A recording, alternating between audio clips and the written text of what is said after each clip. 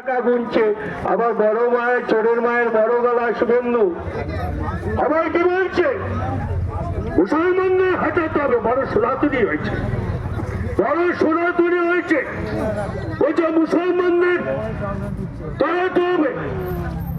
আর যখন তিনি তৃণমূলে ছিলেন, ভেগধারী তৃণমূলে ছিলেন যখন, তখন দুপাটি গরুর মাংস কে বলছে খুব সুস্বাদু খাবার, খুব সুস্বাদু খাবার। আর এখন বলছে মুসলমানদের তাড়াতে হবে।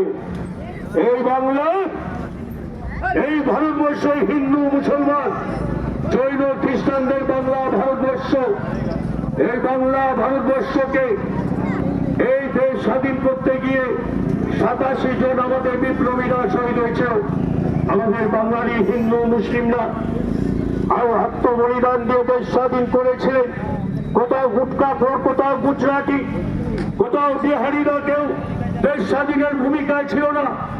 তারা আজকে বলছে বাঙালি খেদাও, বাংলা আমার জগৎ সবাই শ্রেষ্ঠ আসন লবে। এই বাঙালিরা বাংলার কৃষ্টি, বাংলার সংস্কৃতি, বাংলার সভ্যতা তাকে নষ্ট করার কোন ক্ষমতা নেই।